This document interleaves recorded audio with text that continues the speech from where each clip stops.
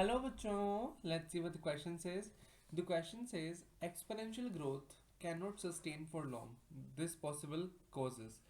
Okay तो question हमसे पूछ रहा है एक्सपोनेंशियल ग्रोथ जो है वो ज़्यादा समय तक सस्टेन नहीं कर पाती, उसका पॉसिबल कोज क्या हो सकता है, रीज़न क्या हो सकता है.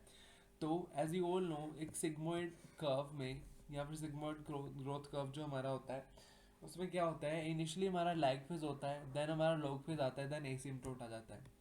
इनिशियली है lag phase, then log phase या फिर इसको एक्सपोनेंशियल फेज भी आप कह सकते हैं, देन हमारा है एसिम्प्टोट.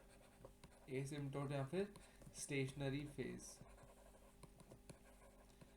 इनिशियली ग्रोथ बिल्कुल स्लो है, देन ग्रोथ पिकअप कर लेती है और बहुत ज़्यादा रेट पर होती है. एंड यहाँ पर मान लीजिए जो भी हमारा ऑर्गेनिज्म था, बैक्टीरिया मान लीजिए, तो वो बहुत ज़्यादा नंबर में इंक्रीज कर जाते हैं, वो ग्रो करते रहते हैं, ग्रो करते रहते हैं, न्यूट्रिएंट लेते रहते हैं. बट देन एक पॉइंट पर आकर वो ग्रोथ जो है वो रुक जाती है. वो ग्रोथ रुकती क्यों है? क्योंकि जो न्यूट्रिएंट था उनके पास वो खत्म हो जाता है, न्यूट्रिएंट की अवेलेबिलिटी खत्म हो जाती है, या फिर न्यूट्रिएंट लिमिटेड होता है, न्यूट्रिएंट अवेलेबिलिटी लिमिटेड होती है, न्यूट्रिएंट कुछ अमाउंट में ही होता है स्पेसिफिकली. ओके ठीक है. अब वो जो न्यूट्रिएंट बचा है वो कुछ ही पार्ट और इस पॉपुलेशन को सस्टेन कर पाएगा, बाकी को सस्टेन नहीं करा पाएगा. तो इनके बीच में कंपटीशन हो जाएगा, major part of population dead हो जाएगा, सिर्फ कुछ पार्ट बचेगा जो कि इस न्यूट्रिएंट पर ग्रो करेगा.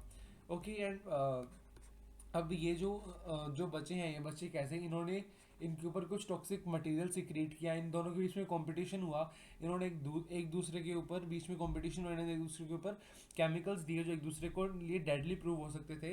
बट कुछ बैक्टीरिया बच गए क्योंकि उनके पास रेजिस्टेंस था ऑलरेडी, एंड बाकी के डेड हो गए जिन्होंने न्यूट्रिएंट लिया, एंड उनकी पॉपुलेशन ग्रो कर गई. एंड लिमिटेड स्पेस भी होता है, न्यूट्रिएंट की भी लिमिटेड अवेलेबिलिटी होती है, कंपटीशन की वजह से एक्यूमुलेशन भी हो जाता है टॉक्सिक मटेरियल का. तो ये सभी के सभी रीज़न होते हैं कि एक्सपोनेंशियल ग्रोथ हमेशा सस्टेन नहीं करती, फाइनली स्टेशनरी फेज आता ही आता है. तो first is limited nutrient available, सही स्टेटमेंट है. Limited space also true. Then accumulation of toxic material due to competition, ये भी बिल्कुल करेक्ट स्टेटमेंट है.